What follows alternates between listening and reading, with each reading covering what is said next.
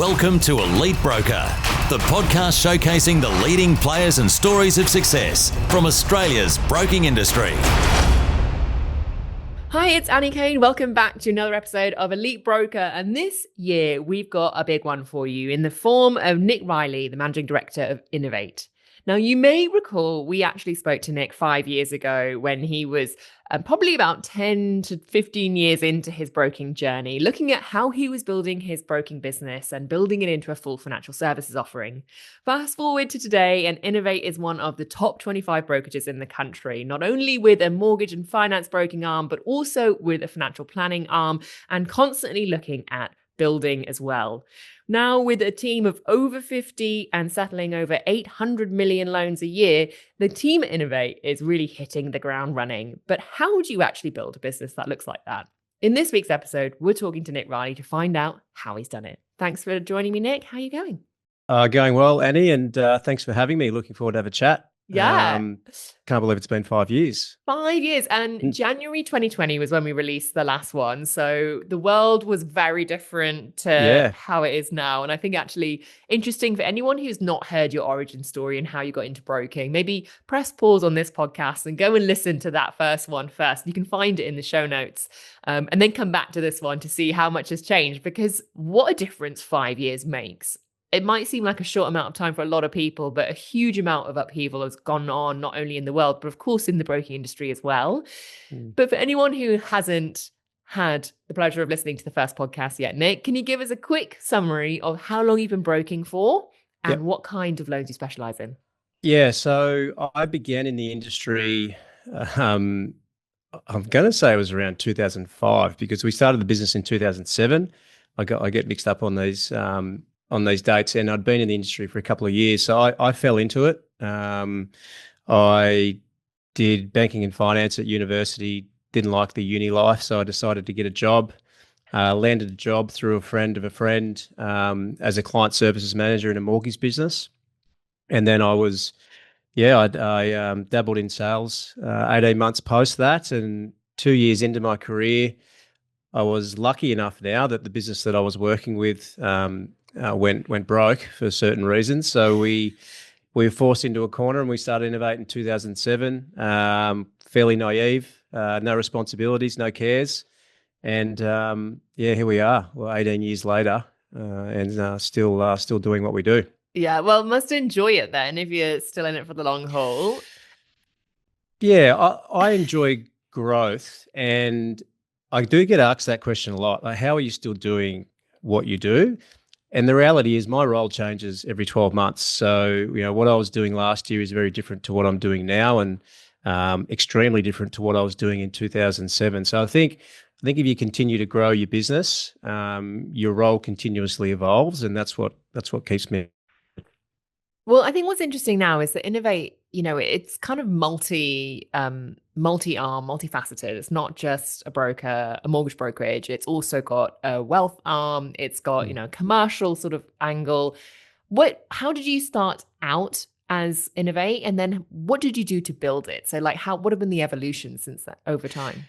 Yeah, so I was very, for whatever reason, I had a skill set in networking. And I think if any broker is getting into the industry now, that needs to be a really big focus. Like,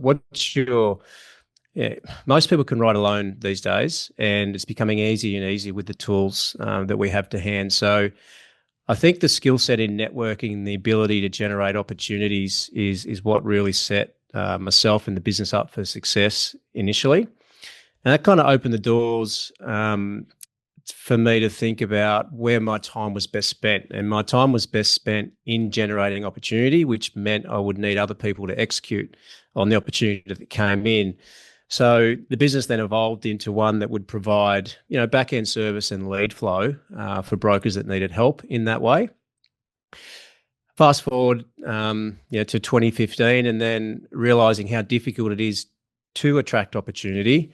How do you keep them in the doors and make sure that they're clients for life, not just for one or two transactions? So we introduced financial planning, and then further further down the path, we introduced an asset finance business and a commercial finance specialist. So it's just about ring fencing the client and making sure that we're there for the entire financial journey, I guess. And it just means that we can spend more money on acquiring clients, because when a client comes into our business, we can put a dollar amount next to their name. Not that that's right for everyone. Sometimes it's different, but it's far easier to estimate what your marketing spend can be when you know that if someone comes into your business, you can possibly help them with 2 or 3 different services. Yeah. And I wonder then, like, what kind of like proportion of your business is what? So like, would you say now you're predominantly planning? Are you predominantly broking? Are you predominantly commercial? Like what's the breakdown? Yeah. So the breakdown is around 60% mortgages, 30% financial planning, 5% asset finance, 5% commercial. Okay.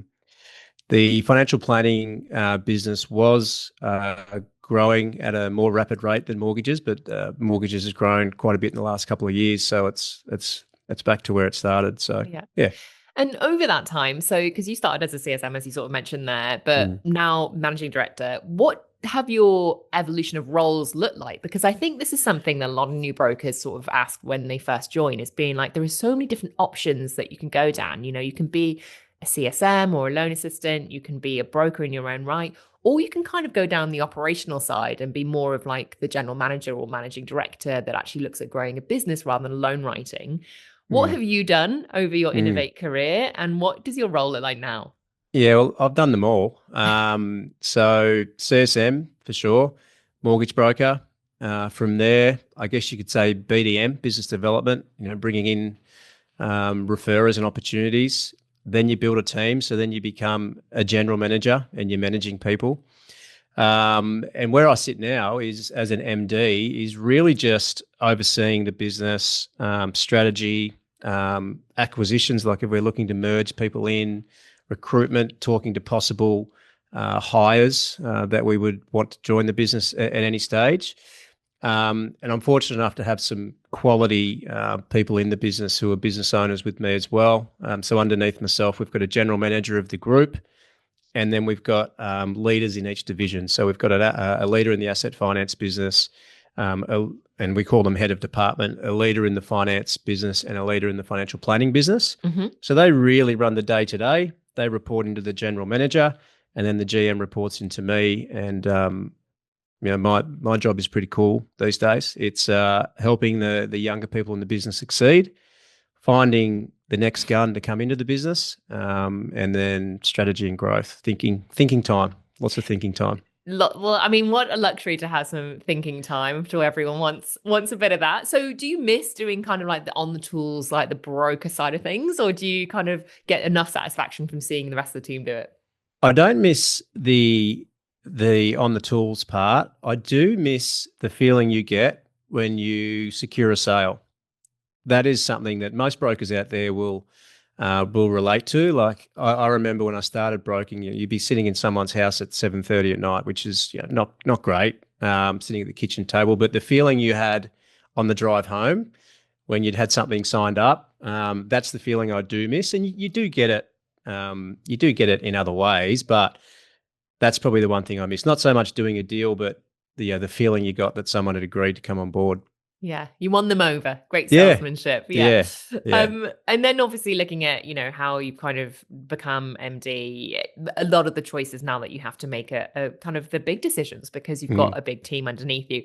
You mentioned some of the sort of, people having like different leaders for the different segments, but how many people are actually in the team now? So we've got 55 all up, and that includes an offshore team as well. We definitely consider them as part of our business. So yeah, there's 55 of us in total. Yeah. So you can see why, for anyone listening, you might need a managing director to kind of oversee all that, because that is a big business. Still classed as small to medium size, but for broking, a big business. How many of those are brokers? 16. 16. Okay. 16 brokers and 4 financial planners. So 20 revenue drivers, I guess, plus 1 asset finance. So 21 revenue drivers. So the next question here is around, well, how do you actually build a brokerage, and what are you looking for when you bring in particularly I think in the broking side of things, when you bring in new brokers. What sort of offering do you provide your brokers and your sort of staff? Is it PAYG? Is it commission? Do you split? Is it case by Yeah, case? we're PAYG. So we were originally a contractor model, as a lot of the industry was historically, and we moved to PAYG around 2019, so probably not long before we first spoke. But our brokers are very much tied to, or their income is still very much tied to performance. And I think in our industry, whether it's right or wrong, there is an element of our revenue that is recurring, which is trail. So I think if you're not giving brokers some kind of share or incentive for that, I think you're at risk of losing them at some stage. So we look at net revenue that brokers drive into our business, and then we base their salary off that. And it means the longer they're with us, they can continue to grow from an earning capacity point of view. And that seems to work really well with us. And people want to be able to grow. They don't want to ever feel like they're stagnant in your business, because the minute that they are, they start to look elsewhere. Mm-hmm. And even on the administration side, there's clear parameters for all of our roles as to where you are now and where you can be. So a CSM in our business, for example, I believe there's 3 levels. For each of those levels, there's an income range. And for each of those levels, you need to show certain competency. So when a CSM comes into our business as a CSM level 1, they can clearly see what they can earn as a level 2 and as a level 3, and they can see the competencies that they need to tick off to get there. Mm. So for us, it's providing continuous growth and also giving the opportunity to hire within when new roles come up. And the best thing about your business growing is there's roles in the business that didn't exist at some stage. So my general manager, Jordan, a lot of people in the industry know him. He started with me as a CSM. I think it's around 12 years ago. He's now general manager of the group and a shareholder. Matt, who is our head of financial planning, started as a mortgage CSM, worked his way then across to financial planning, and now runs the financial planning division. So there's a clear path for growth in our business. And the best thing is there's now case studies, and that helps a lot as well. So when people come into your business, they can see the path that other individuals have taken, and it gives them validation that, okay, if I stick around here, then I can definitely grow. And what's interesting now, I think, also about Inovayt is that it's quite a big brokerage brand, because it's not just based in Victoria. You're kind of growing in other areas as well. I think you've got one here in Sydney. Where else are you based? Is it offices, or are you kind of all over the place, but you just have centralized sort of cover all of Australia? Like, how do you split up the geography? Yeah, definitely. Most of what we do comes out of Melbourne, but we are obviously all over as far as clients go. We do have a significant base in Brisbane. So in Brisbane, we have an office. We have 4 people, 4 brokers, 5 people in total on the ground in Brisbane. So Melbourne and Brisbane are our our 2 biggest geographical areas. We're working on something now to push into South Australia. We have a financial planner on the ground in South Australia. Watch this space as to what happens there on the mortgage side. So yeah, I just think with what we do these days, and I think COVID has helped a lot. But having remote staff and remote clients is far easier than what it used to be. So yeah, for us, we think we can service anyone in the country, but we've really focused on Brisbane for obvious reasons as to what's happening with the market there, and that's been a really good decision. Yeah, absolutely booming in Queensland more generally, but specifically in Brisbane. And I think this is where a lot of people might have questions around, well, how do you set up in different states? Because if you're not physically there, like, are you kind of, able to really keep a team running? But I think in your case, a lot of it is done through acquisition. Is that correct? Yes. Well, it has been in more recent times, but Brisbane, we started with just an individual working for us, and I'm not going to lie, it's really hard. And if I think back now, there's absolutely no doubt there was some luck there, because it is really difficult to build a team when they're not on the ground with you every day. They're not in the office. You can't see what they're doing. they organically feel like they're a bit of an outcast because they're not part of the main group. So one of the things that we've done, which has helped, is really understand in those areas. So Brisbane, for example, who's got leadership qualities, and the minute that you see someone with leadership qualities, you challenge them to be the leader, because that's what we need. We need leaders on the ground in those other areas. So hypothetically, Brisbane, to be the eyes there that we don't have. So I think if you're thinking about doing it, that first hire needs to have leadership qualities, and they need to. One of the big things we do in this business is we have a partner model. So fast forward 2 months, we'll have 11 shareholders in this business, and a lot of those shareholders are leadership and key revenue drivers. So I think if you've got a path for someone and you can demonstrate there's a path to ownership, bring someone in with leadership qualities, then that person is who drives that state forward for you. That's really important. And we've been lucky, I think, thinking back, that we've found the right people. And you kind of, I think, have been looking at, well, where else are you able to provide that support? And you mentioned already about having offshore support team as well. How did you, when did you maybe bring in your first sort of offshore team, and how did you actually embed them into the team and culture? So again, they feel like they're part of the team, even though they're not. Yeah. Well, it took us 3 attempts to get it right, to be completely transparent. It's probably 10 years ago that we first ventured into having an offshore team. And it was our 3rd attempt where we really nailed it. And the things we did wrong was not embedding them into the team enough. So we've just got someone here that manages it. You really need your onshore people to understand why you're doing it. You need them to champion the offshore support. So for us, a big part of it was having our onshore people understand what it meant for them to have an offshore support. And the reality is it meant that they would grow in their own role, because there were certain things that would now be offloaded to offshore. And those tasks that are offloaded have obviously evolved over the years as the offshore teams become more skilled. So you need people in your business to champion that move. It's change management basically, and you need people to understand why you're doing it. And I think that played a major role in us getting it right 3rd time around. And then our onshore staff accepting them in as peers, I guess. Yeah. So now you've got this kind of far-reaching brokerage brand, or financial services brand, I should say, really, because of the wealth side too. Not only across states, but also across international borders as well, having a kind of presence with your offshore team. Did you expect that's sort of what the route you were going to be taking when you first started out? Like, did you plan for this, or is this something that kind of came into fruition to get bigger and bigger and bigger as the longer you continued in business? Yeah, well, I always had plans of being a business owner and not a mortgage broker. But the reality is, Annie, I didn't really know what I was doing. And I think as you're in business, you continuously learn. So, I'm far better at planning and strategizing now than I was 3 years ago. And I'm far better at managing people than I was 3 years ago. So I knew I wanted to be a business owner, and I knew I wanted to have numerous offerings. That's probably as far as it went.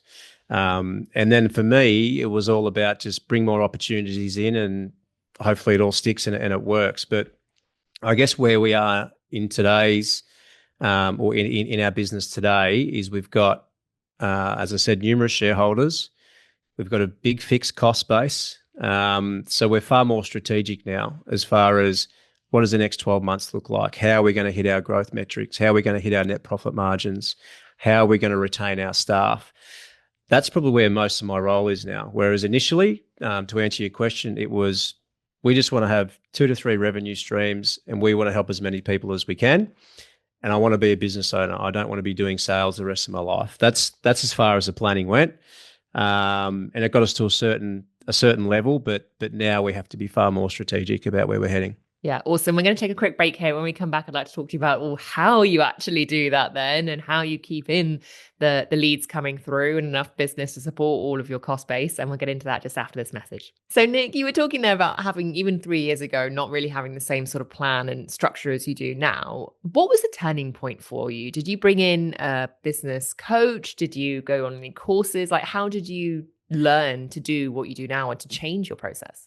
Yeah, well, there was a pivotal point, and that was bringing an advisory board in. So I think we're 4 years into our advisory board now. So on that board, we have 4 people external to the business with far more experience than me.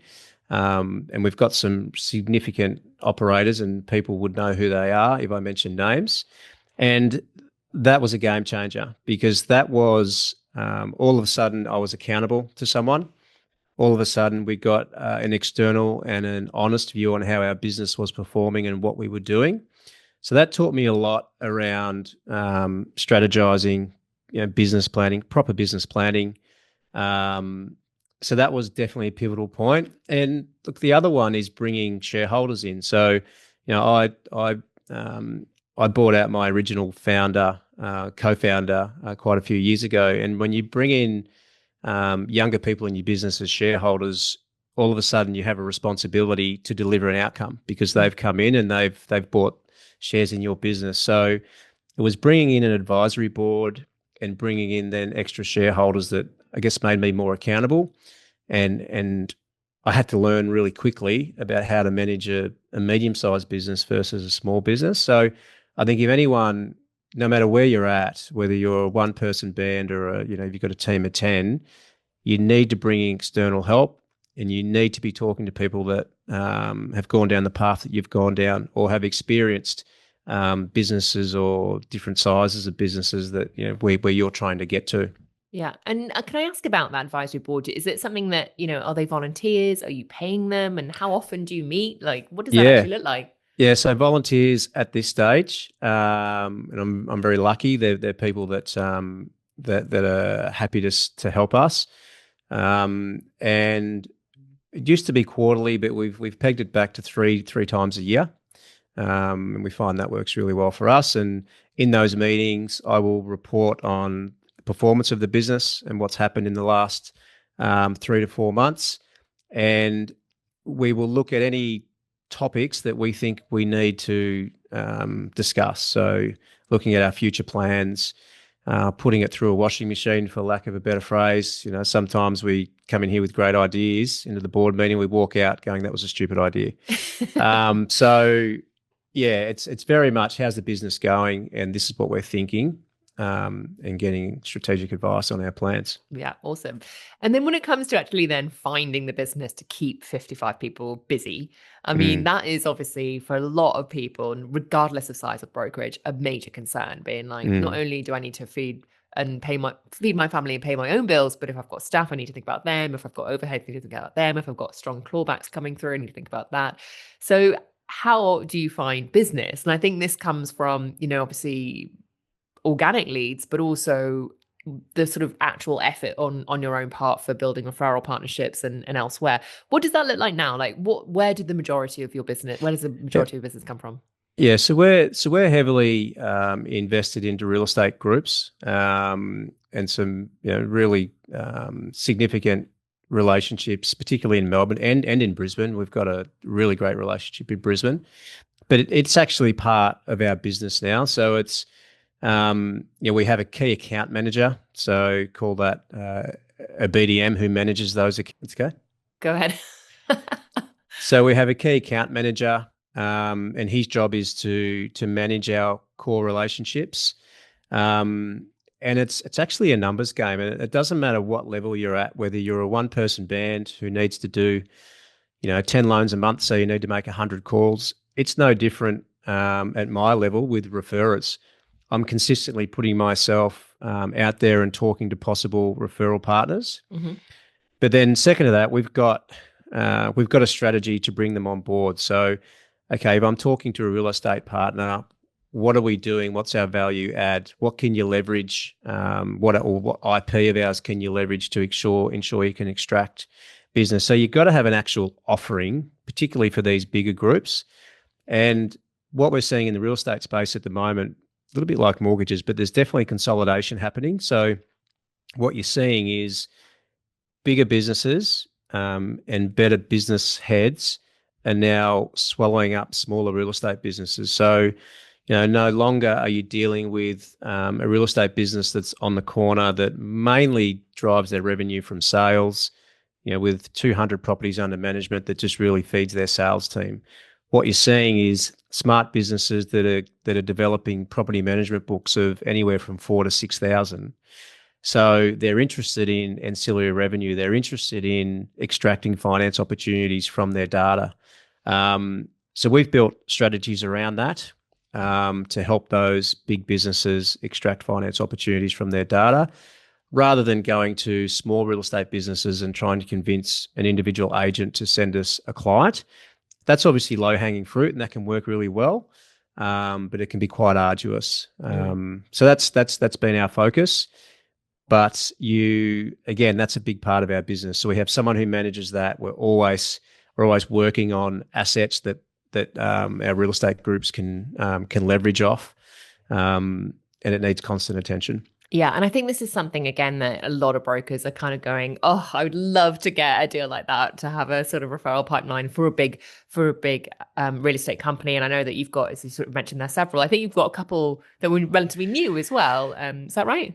Yes, yeah. We've recently have an agreement with Fletcher's Real Estate down in Melbourne. Great business, great leader, CEO there. Bradley Brown has been fantastic. So, along with Fletcher's, we're pretty heavily invested in the Barry Plant Network, Stockdale Lego, Nelson Alexander. So some pretty reasonable sized businesses down in Melbourne. So, I mean, I guess the reason why I was sort of asking about how recent it is, because again, it's fresh in your mind and it's a relatively new partnership. So it's not something that was formed but 20 years ago over, a couple of beers. It's actually like, a professional sort of partnership. And I'd love to just sort of look at how you actually did that. So you've talked about, the sort of the IP and making sure that you're providing value and that you've got your business case, I guess, aligned. But when you go in, do you kind of like just ring them up and go, hey, I'd love to partner with you? Like, what does your pitch look like? Yeah, well, to be honest, a lot of the introductions I get are definitely warm. And, I've been, one of the things that I've focused on is putting myself in an environment where the right people are going to be there. So whether that's real estate, networking events, or what it might be. And what you find is once you're into those industries, they all talk to each other and they all want to do what each other's doing if it's working to a degree. So most of the connections that I've managed to get are just purely warm leads, and they're people I've met along the journey. And sometimes they take years. Like, the one we're working on at the moment, we're originally, I won't say who this is, but we were going to do work with them 4 years ago. And it's just constant chats, how you're going, what you're doing now. So it's no different to your client base. If you're a mortgage broker, you've got to build up a database and a network of possible referrers. But when you do go in there, they're generally ready to talk. But to your case, to your point, you've got to have a case. You've got to have a pitch. So you've got to be able to demonstrate to them, number one, how you're different. Number two, case studies. So this is another group we're working with. This is what they've been doing with us, and here's the evidence of what they have achieved. Mm-hmm. That's a big thing, because they want to know what the other groups are doing. If it's working for them, how do I do that? So we've got a pretty significant pitch, and it's beyond mortgage broking. Don't want to share too many of our secrets here, but a big thing that's got us in the door is financial planning. So, we can, not only do we help these businesses with a finance offering, but we can actually go in and run financial planning wellbeing sessions for their staff, because we've got a financial planning arm. So again, that adds to part of the pitch, and it's something that's different. I think most brokers now recognise that going in and knocking on a door and saying, hey, send me any loans you can't get approved, I think most brokers know that doesn't work anymore. I think you've got to have a clear strategy as to how they can make it work. And we go as far as annual business plans. So we do an annual business plan with our referral partners, because at the end of the day, we put a lot of effort into those relationships as well. So we need to see a result. So if we don't get buy-in from the group, and they're not leveraging our assets like they should be, then it's probably not worth us spending time on it. We're better off to go find another group that's going to work better with us. So a pitch, how can you be different? And then from there, a business plan where everyone signs off on what they want out of the relationship, and then you check in on that quarterly. Yeah. And that's worked really well for us. And do you kind of now focus on a particular type of client, or do you try and sort of hedge and kind of say, well, I need investor clients from this person and I need maybe some more mum and dad referrals over here? Like, do you look at your inflow of the types of leads you're generating, or do you kind of really focus on a niche specialization? Everything. And I think, and that might sound strange, but the reality is different sectors drive volume at different times. So, if we look at Victoria at the moment, it's the first homeowners that are really driving loans in this business.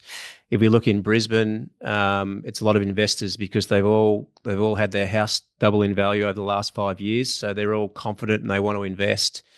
Obviously, investment hasn't been happening in Melbourne, but it's coming back now. So for us, we need to be able to service all clients to make sure that we're capturing market share at all times. Mm-hmm. And when you look at the types of loans, I mean, you touched on it there, like the different states having kind of different trends. How do you stay across like what everyone is doing? Because again, like that is quite a lot to navigate. There's so much information out there that you could consume, obviously on the advisor, but also places, like you could be reading reams of information and spreadsheets every single day about all the different trends in the different states that you operate in. How do you kind of stay across it? Yeah, it's difficult because there's the financial planning piece as well. So, if you looked at my inbox every day, from industry magazines and industry bodies, for me, it's talking to peers. That's probably the best way, and I've got pretty close connections with, the top 10 businesses at AFG across the whole country. So that's what I like to do. I like to stay, we've got some really good operators in our business. I stay close to my sales staff because they're the ones that really tell me what's happening. Of course, you see the high level stats come out as to, what the refinance volume is, investor volume. But for me, if I really want to know what's going on, it's talking to our staff and our brokers and talking to our peers. And the thing I love about our industry is, the people that I would consider our top 5 competitors, I talk to all the time, and we share ideas and we let each other know what's happening. So that's probably the way that I keep up to date. Awesome. We're going to take a quick break here, Nick. When we come back, I'd like to talk about what's next. It sounds like you're never sitting still, always got something on your horizon. So I'd love to know what you're doing in FY26 and beyond, and also what kind of things you do to actually take some time off and unwind and de-stress. And we'll get into that just after this message. So Nick, when you look at beginning of FY26, actually not the beginning anymore. We're a fair few months in, but I feel like it's only just begun. What sort of plans are you hoping to achieve this year for Inovayt? Yeah, so I've mentioned numerous times shareholders now, and now there's some accountability. So we're aiming to deliver 20% revenue growth year on year in our business across the whole group. When you get to our size, that becomes challenging. It gets harder and harder every year. So I guess our 2 biggest focuses this year, number one is AI, and I know everyone is talking about that, but the reality is it's providing a lot more capacity for our existing team. So I think you're using it already? Definitely, yeah. We've got 2 significant tools that we've developed and introduced already. So I guess for us, it's about getting our brokers to maximum productivity and capacity. That increases their earning potential. It's better margins for us versus having more brokers doing less, and everyone's just happier. So that's a big focus for us this year. We have I've mentioned we have the partner model, so we'll definitely be rolling in some new partners without a doubt, and possibly we probably need to find a merger every 12 months. As I said, 20% growth gets difficult organically when you get to our size. So It's bring someone new into the fold, and definitely keep testing AI products and increase our broker capacity. There are two big goals this year. Okay, I've got a lot of questions to follow on from there. So firstly, what are the two AI tools that you're using at the moment, and what are the ones what do they do? Yeah, so Talos, which is one. We're very close to the guy that built Talos. We helped him build it. It's a tool that really just organizes everyone's information that comes in. So, if we were doing a loan for Annie Kane, we'd ask you for all your information. 9 times out of 10, it comes through on 5 emails with 15 PDFs. Those PDFs are not labeled. So I guess what Talos will do is it'll read the PDFs. It will extract the information from those PDFs and tell us what it is. So, loan account number 123, balance 600,000, interest rate 5.2, repayment, 2,000 a month. It'll, read expenses, give us monthly expenses. It'll read pay slips. It'll give us annual incomes, any bonus or overtime that we need to be wary of, any anomalies. And it puts that into a document that gives us a really good summary of the client. It also then, and this sounds, this is a really basic task, but it saves a lot of time. It'll then label those PDFs, and it'll file those PDFs into the format or the folders that the brokers need them to be in for our back end team to lodge them. So that's saving our brokers anywhere from, depending on the broker, 1 to 2 hours per file. So that's been a big win, and we're building out different volume 3 of that product pretty soon, which is going to do some more things. We've also introduced an email triage system, so we get anywhere from 200 to 300 emails a day, updates on loan statuses and whatnot. So previously we had 2 offshore people that would be grabbing those emails, reading them. We use HubSpot as a workflow and CRM system, updating HubSpot with the new status, advising the mortgage broker of the new status. So all of that is now automated through a system. So we've actually we've dropped 2 offshore roles with that particular system, and it's reading, filing, updating statuses based on the email. So they're 2 things that have made significant changes to our business in a really short period. Is the second one, the email triage, also one that you help sort of build, or is it an off-the-shelf tool? It's an off-the-shelf tool, yeah. So the developer that we use, he built it. We definitely gave him some input, but we went to him and said, "This is what we need." Sorry, so it's not off the shelf; it's custom. It's not off the shelf, yeah. But we didn't really build it. We just gave him the idea. Directed someone, but it's not like a ChatGPT model or someone can go subscribe. No. Yeah, you've actually gone and done it yourself. Yeah, look, I'm not the expert in that field, but I have no doubt there's probably numerous off-the-shelf tools that do similar things. So we'll continue to look for the low-hanging fruit on the AI front, but also not be too, you can't put all your focus into it. Like at the end of the day, the bread and butter in our business is still writing loan applications. So we're cautiously looking at AI, understanding what's out there, testing, measuring it, and implementing or building what we think can give us significant advantages, not really having a shot at everything. You know? I mean, that sounds like very strategic, but also quite expensive. Did you kind of think about, before you started going down this path of actually kind of developing or co-developing tools with developers, like how much that would cost? Or was it just something you were like, I'm happy to make this kind of investment into this thing. Let's see what we can get for that. Yeah, that's probably where we're at now. It's not as expensive as you would think. I think if you're trying to build your own CRM, or deal bill system, that's where things get really expensive. I think the systems that we've built haven't been that costly, but I think moving forward we will be looking at a certain spend per year based on our turnover, and I think we will be dedicating that to AI, and whether that's building it alongside someone ourselves, or whether that's using money to research other tools that are out there. It'll cost money even if you're just researching. So we actually had a discussion about that the other day, that we need to come up with a budget that we're going to dedicate to that annually. And try and stick to it. Looking at acquisitions, so you mentioned about, having to probably take an acquisition every 12 months, and that's again a time-consuming and kind of scary step for a lot of people. You've got to make sure it's the right person. You've got to make sure the business is good. What does your kind of due diligence look like when you're actually making an acquisition for another brokerage? Yeah, well, it's all about the individuals, and I guess we're not really interested in succession plans. So for us, if we're going to acquire, there has to be something outside of the trail revenue. And I know that there's a lot of people that are really hungry to buy trail books.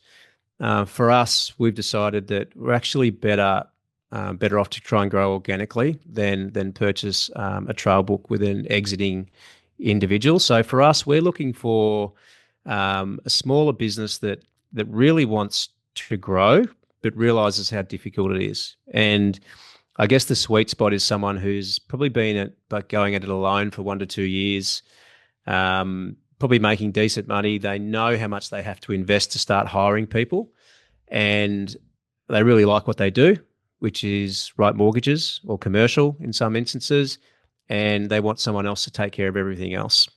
So we're looking for someone that wants to continue to hone their skills on the sales side, that wants to be part of something bigger, and it's all based on that individual. And if they're coming in as a merger, they're a shareholder.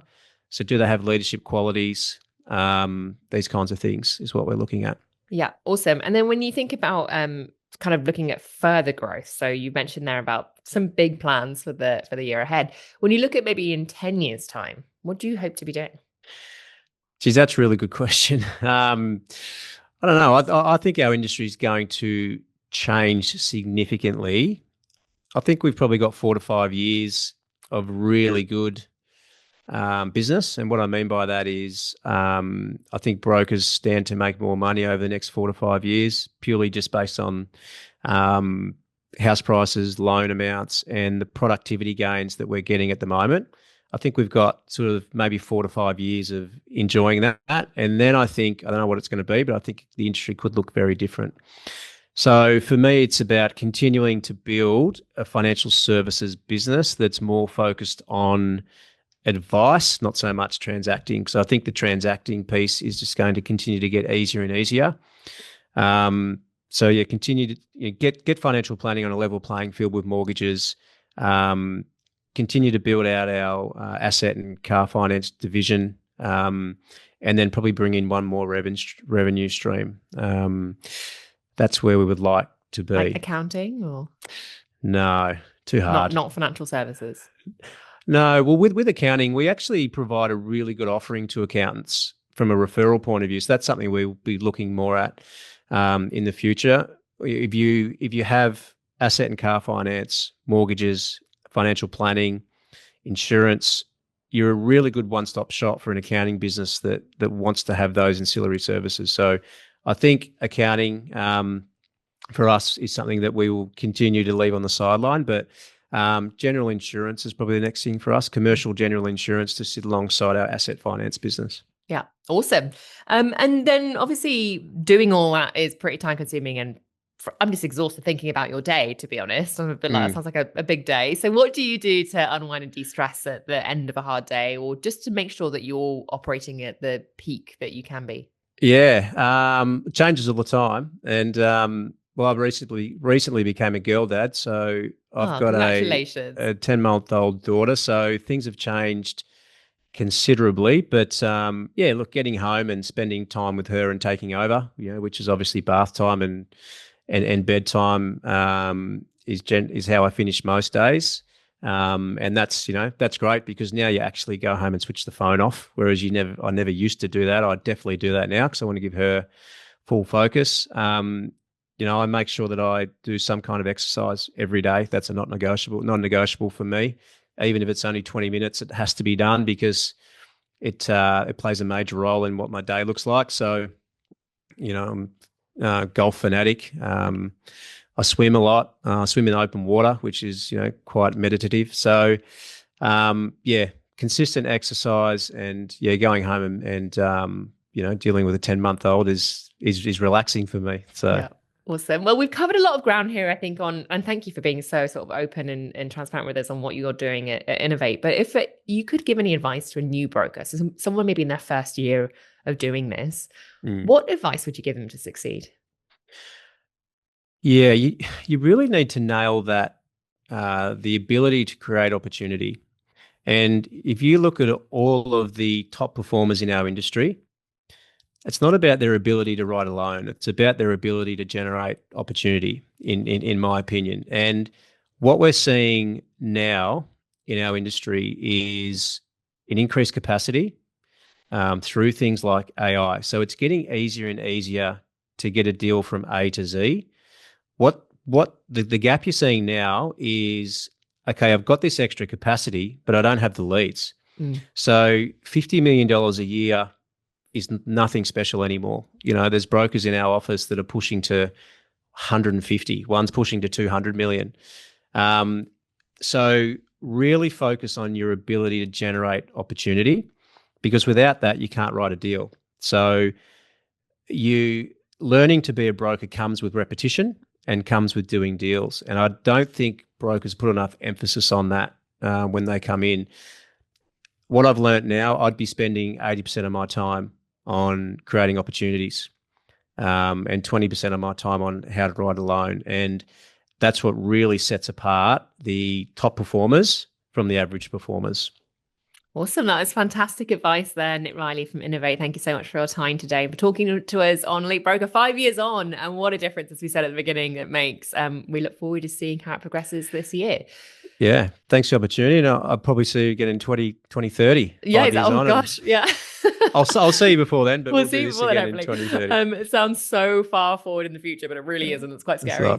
If you've got any questions for me or for Nick, then do feel free to reach out. You can reach me, editor at theadvisor.com.au, and Nick Reilly at Inovayt. And of course, take a listen back to the previous episode we did with Nick to find out his origin story, how he set up Inovayt, and what he was sort of doing at that time to progress to where he is today. Plus, all the other podcasts that are on the Advisor Podcast Network, including Elite Broker Podcast, New Broker, In Focus, What's Making Headlines, and Women in Finance, is all there on the Advisor Podcast Network, both now in audio and video form. We hope you have a great week, and we'll catch you soon for another episode on the Advisor Podcast Network.